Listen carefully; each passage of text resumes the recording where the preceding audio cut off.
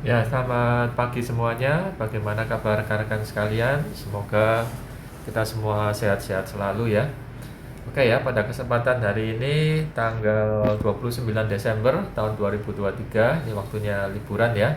Saya ingin share ya, salah satu emiten atau salah satu perusahaan yang masuk ke pasar modal Indonesia atau TBK ya, yaitu adalah Cikarang Listrindo. Nah, ini adalah websitenya ya. Oke ya, sebentar, ini adalah website.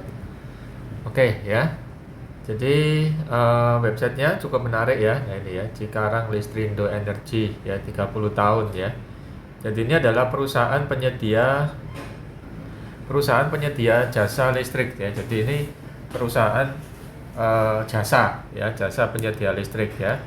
Nah, jadi kalau saya secara pribadi itu suka dengan perusahaan jasa ya, usaha jasa ya, karena usaha jasa itu nggak nyimpen barang ya, jadi dia jual layanan ya, jadi kayak perbankan, rumah sakit, kemudian ini ya, ini perusahaan ini juga jasa ya.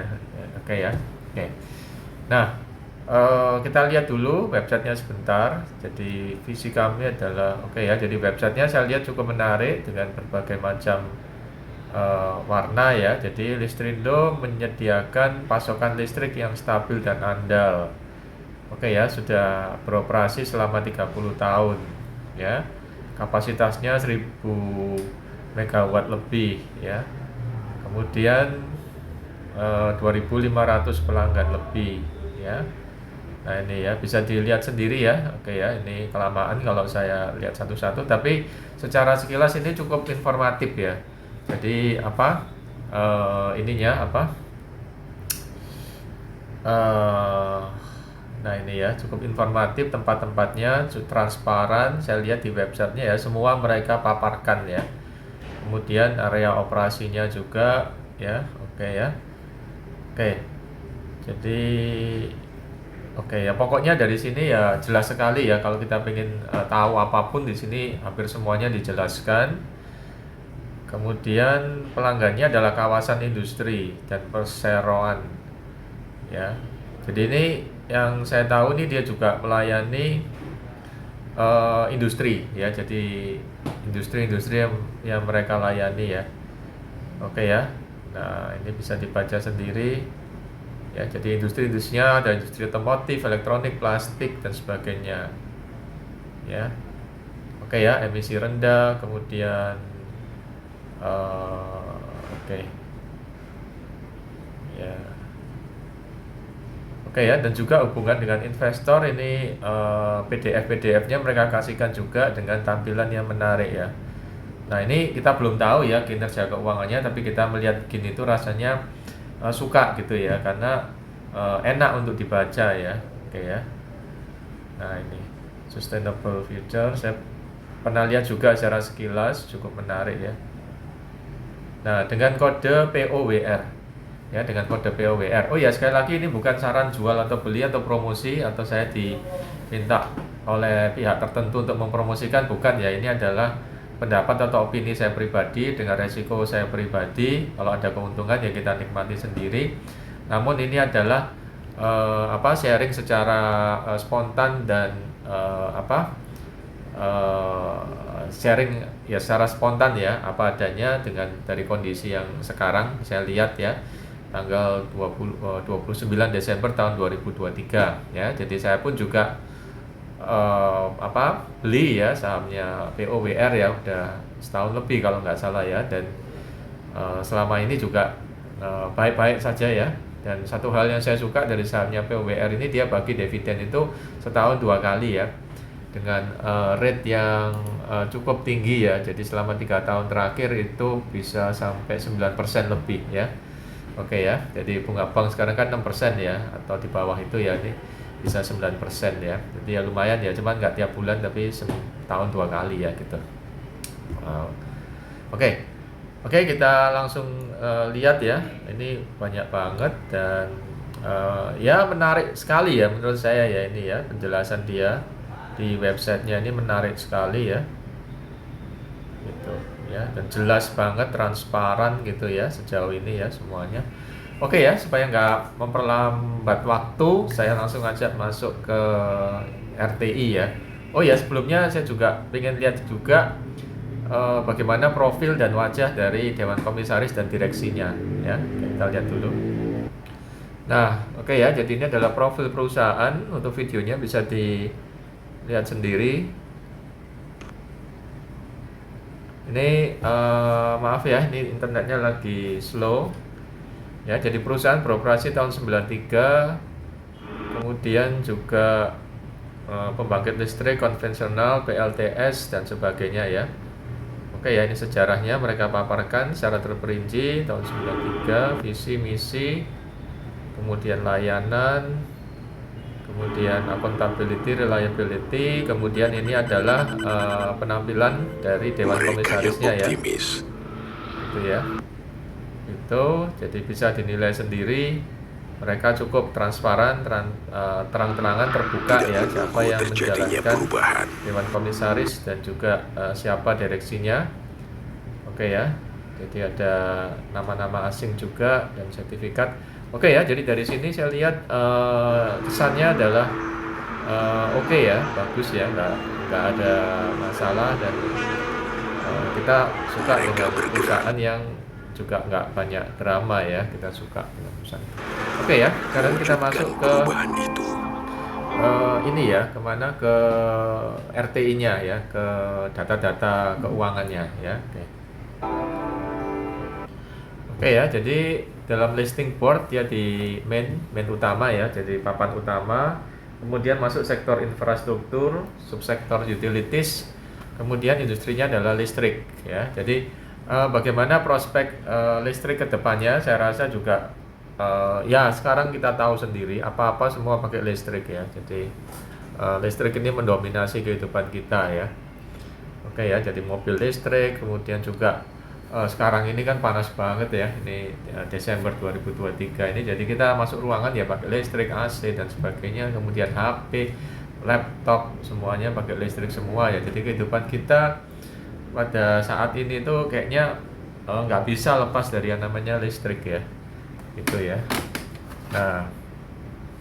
Nah, salah satu perusahaan ini adalah POWR. Saya juga nggak tahu persis apa kaitannya dengan PLN ya. Maksudnya apa? Nah, kenapa kok nggak semuanya di handle sama PLN ya? Kenapa kok mereka hadir di sini itu gimana, atau apa yang kelebihan mereka atau gimana, saya nggak tahu ya. Sejauh yang saya tahu sih penyedia listrik, semua penyedia listrik adalah PLN ya. Tapi di sini mereka hadir dalam dalam sisi yang bagaimana ya, itu bisa di browsing sendiri ya gitu. Tapi yang jelas masyarakat dan dunia industri semua butuh listrik ya. Oke ya, apalagi dengan cuaca yang seperti begini ya semua masuk ruangan pakai listrik ya, semuanya kita bekerja dengan listrik. Oke. Di sini dikatakan pendistribusian energi listrik kepada konsumen akhir ya. Nah, konsumen akhir, tapi tadi kita lihat di deskripsinya mereka juga melayani industri ya, industri macam-macam industri di situ ya, di daerah Cikarang atau pokoknya Jawa Barat situ ya. Oh iya, namanya Cikarang Listrindo, berarti daerah Cikarang ya. Kemudian masuk tahun 2016, kemudian yang saya lihat, yang saya highlight di sini ya adalah masyarakat ya. Nah, masyarakat, nah ini ya. Jadi masyarakat porsinya cukup kecil ya. Jadi di bawah 13% ya ini. Saya secara pribadi merasa aman ya. Jadi sebagian besar, jadi 87% itu mereka pegang sendiri ya. Nah ini ya, jadi mereka pegang sendiri. Nah dari sini menurut saya secara pribadi sih oke ya, nggak apa-apa ya. Oke ya, jadi mereka cukup jelas memberikan deskripsinya, siapa-siapa pemilik saham, pemegang sahamnya, 30% PT Udinda, 26% PT Brasali dan sebagainya ya, dan juga termasuk top manajemen dan mungkin komisaris juga mempunyai itu. Oke ya, kita scroll ke bawah. Nah, tadi Board of Commissioner udah kita lihat ya, penampilan wajahnya dan mungkin juga deskripsi secara singkat, mungkin kita bisa cari ya di internet ya mungkin ya. Tapi saya nggak tahu, tapi yang jelas dari nama-nama yang ada di sini cukup jelas mereka tampilkan, paparkan fotonya juga jadi transparan. Jadi kita sebagai pemegang saham itu juga merasa sreg ya gitu ya kalau mau beli sahamnya ya. Nah, ini sahamnya untuk posisi hari ini ya 705, berarti berapa? 70.500 ya per satu lot ya. Oke ya, gitu. Oke, kita masuk pada key statistiknya gitu. Nah, key statistiknya ini yang saya sorot adalah EPS, DPS, DPR ya. Nah, ini IPS-nya meningkat terus ya. Jadi 66, 80, 70 terus sampai 98. Jadi naik terus ini IPS-nya. Earning per share-nya ini naik terus ya. Gitu ya. Jadi ya mungkin ini ya salah satu keunggulan dari usaha jasa ya. Jadi usaha jasa itu kan nggak bikin barang ya, nggak distribusikan barang, jadi menjaga konsistensi jasanya ya, layanannya ya. Jadi kayak perbankan, rumah sakit, kayak ini jasa kelistrikan, ini kan jasa ya. Jadi menurut saya sih saya suka ya usaha jasa ya. Jadi nggak simpen barang atau nggak bikin barang yang bisa usang atau berganti ya gitu ya. Tapi kalau yang jasa ini kalau seandainya dipakai terus itu enak ya gitu. Oke, kemudian DPS-nya dan DPR-nya ini lumayan royal ya, 80, 76, 90%. Cuman yang tahun 2023 mereka tertulis di sini 30% ya. Tapi saya rasa nanti kita lihat ya histori dividennya itu juga masih lumayan. Nah, ini kita lihat histori dividennya. Oke ya, jadi tahun 2023, 2022, 2021 ya. Nah, ini 22 ya, ini oke ya, bisa dilihat. Dan ini konsisten ya, konsisten dan nggak pernah bolong gitu ya sejak tahun 2017 ya. Jadi mereka bagi terus ya. Kalau kita hitung ya 3 tahun terakhir 3, 2, 1 ya. Ini 20 tambah 40 60, 60 tambah 60 120, 120 ya, 150-an lah kurang lebih ya, 150 lebih dibagi 3 ya, anggap aja 5 ya, 55/7, 5/7 kayak 5/7 ya, paling enggak 7% ya selama 3 tahun terakhir ya. Ya, jadi selama 3 tahun terakhir 7%. Bahkan kalau kita ngitung secara lebih terperinci ini saya sampai hitungannya 9% ya. Jadi kurang lebih ini bonus ya. Jadi dividen itu kita biasanya sih kalau untuk memegang saham mereka lebih mengandalkan capital gain ya, cuman dividennya sebagai bonus ya. Tapi kita senang juga ya kalau dapat bonus ya, jadi nggak hanya pegang aja tapi ada cash flow yang masuk. Dan cash flow yang masuk dalam hal ini menurut saya worth it ya. Jadi 7-9%, bahkan saya hitung di laptop saya 9% lebih ya untuk posisi harga sekarang. Dan apabila 3 tahun itu kurang lebihnya seperti yang tahun depannya, jadi ya kurang lebih 9% masih bagus ya gitu. Oke ya, kemudian kapan mereka bagikan dividennya itu, ini kita bisa lihat ini sekitar bulan berapa ini, bulan 12, bulan 5, 12, bulan 6, oh ya pertengahan dan akhir tahun ya mereka bagi dividen ya, seperti itu. Oke, itu dari dividennya. Kemudian kita kembali lagi ke statistiknya, key statistik. Nah, oke. Nah, yang saya highlight di sini adalah market cap, kemudian salesnya, kemudian cash flow, kemudian net profit, kemudian apa lagi ya? Oke, ini dulu ya. Jadi market capnya lumayan gede ya, 11 triliun lebih. Ya, jadi nggak mudah untuk digoyang ya biasanya kalau yang gede-gede itu ya, biasanya ya. Kemudian salesnya 6,3 T, lumayan gede ya. Cash flow-nya 1,6 ya, cukup ya, dan tinggi banget ya. Net profit mereka bisa hasilkan 1,19 T, ini lumayan ya. Oke, mungkin karena itu tadi ya usaha jasa ya, jasa kan enggak lebih ya, jasa saya lebih suka ya jasa itu ya gitu. Oke. Nah, kemudian bagaimana dengan harganya, ini yang penting juga ya. Jadi PER sama PBV